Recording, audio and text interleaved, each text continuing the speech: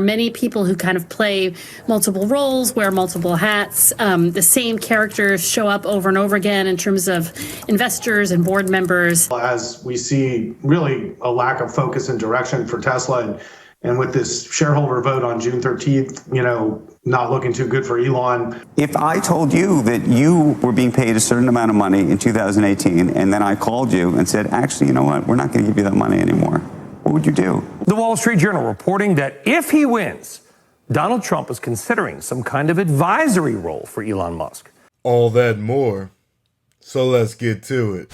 Tesla stock is down in the pre-market almost 0.5%, sitting at 175.51. As we check the year-to-date chart, Tesla's been in a bit of a consolidation phase since February, really. Down almost 30%. Lest we forget, TSLA has a 52-week high of damn near $300 per share, and has gone as low as $138 per share. There's not much I know in this world, but I am positive that this volatility will continue.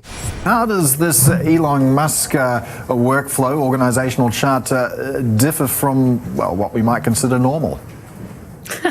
Yeah, well, I think that a typical company would have a clear organizational chart that would be on its website. Tesla and all of the other companies don't have that. So what we created was sort of a more fluid, ever-shifting, ever-shaping solar system, with Elon as the sun, obviously. And I think it gives people like a better representation of just how Musk operates and how his companies all kind of overlap and interact with each other. I mean, there are many people who kind of play multiple roles, wear multiple hats. The same characters show up over and over again in terms of investors and board members.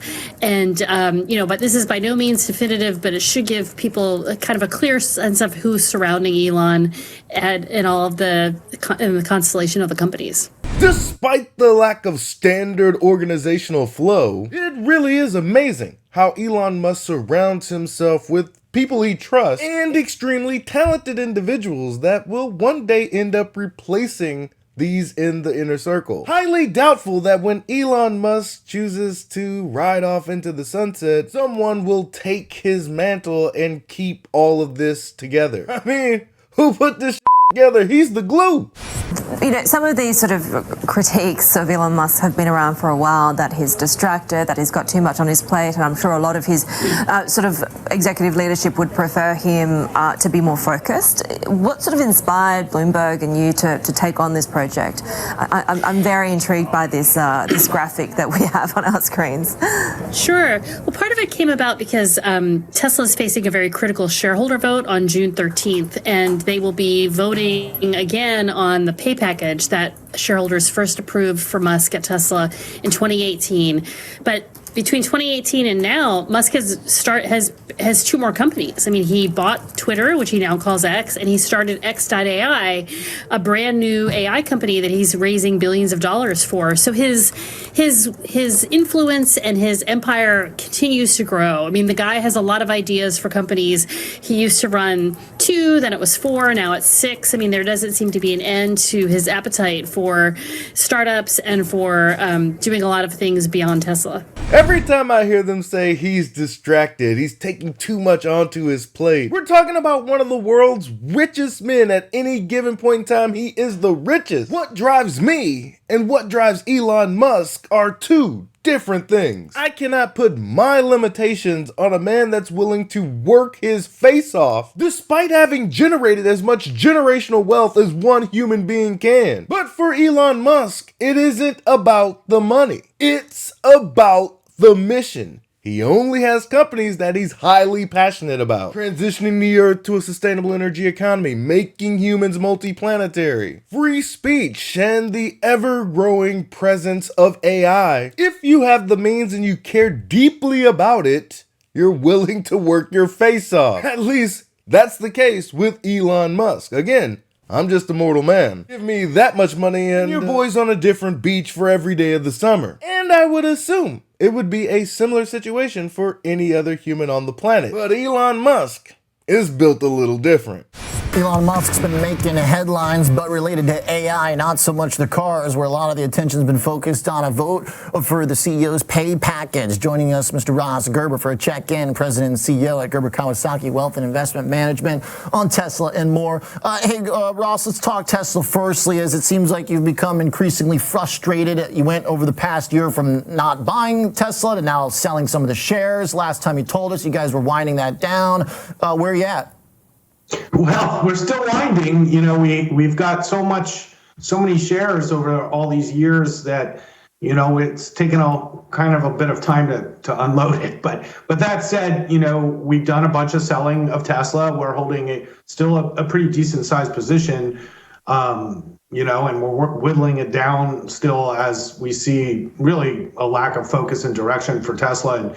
And with this shareholder vote on June 13th, you know, not looking too good for Elon, you know, what's next for Tesla is very hard to tell. And also with the change in their business plan, it's much harder to value into the future.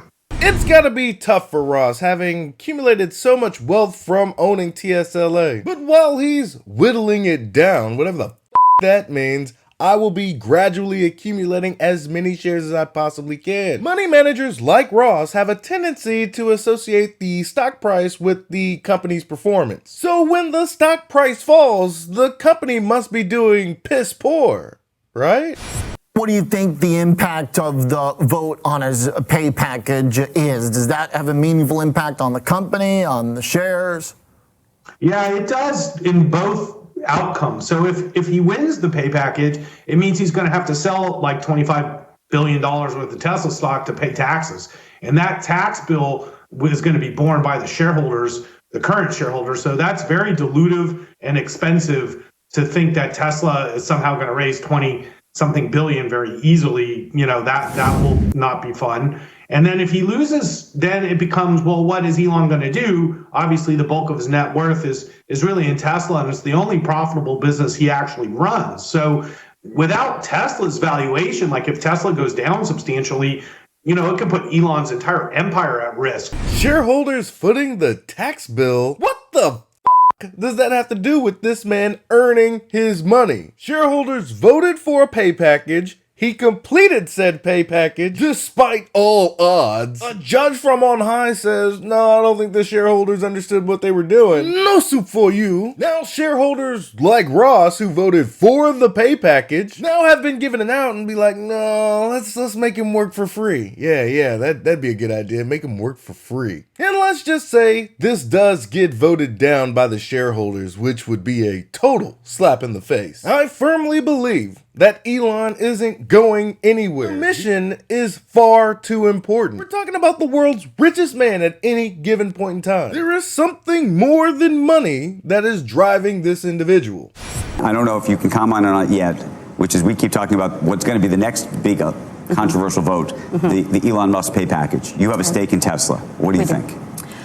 So that is one of the proxy proposals that we will take a serious look at. The team is evaluating it. But as of today, minus the conversation that is yet to happen with Tesla, we would not be voting in favor of that proposal. We do not believe that the compensation is commensurate with the performance of the company. Did you vote for it in 2018?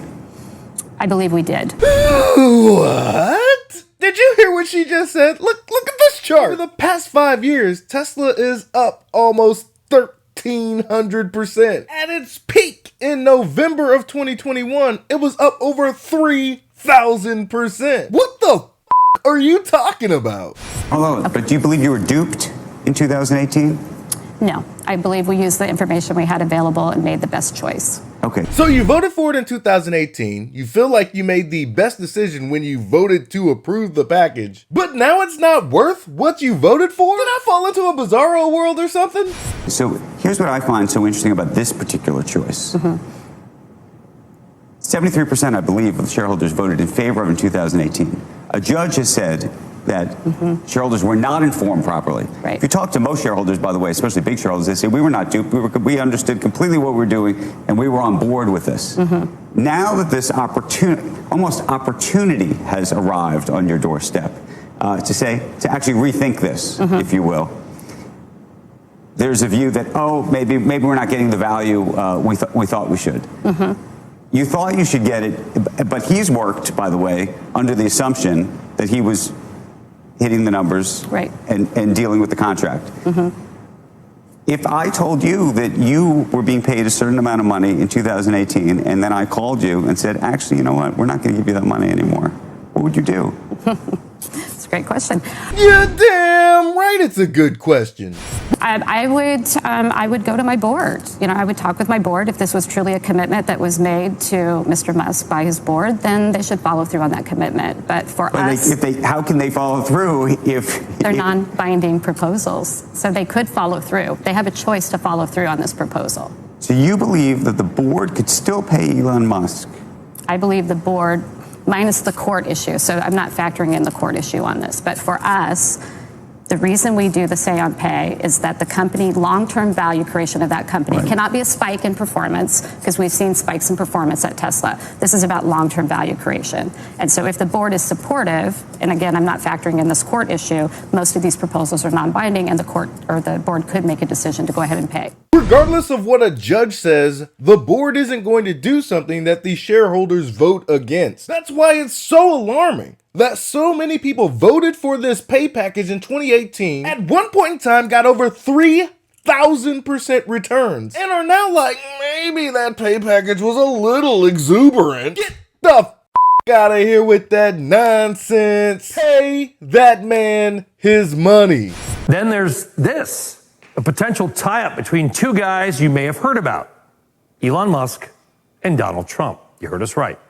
The Wall Street Journal reporting that if he wins, Donald Trump is considering some kind of advisory role for Elon Musk, considering that Musk's influence runs from everything from electric cars to space to AI to X and now even your brain.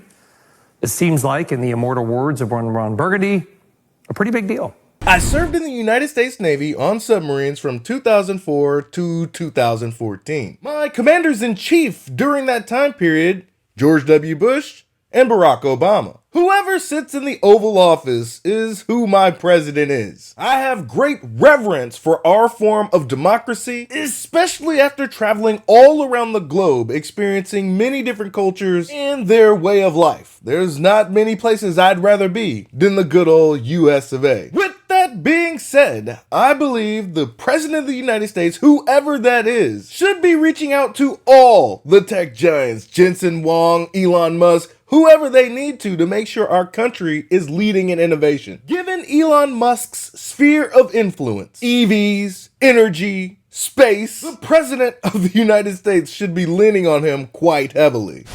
A fascinating story. I think it was your most read on your website today, and it should have been.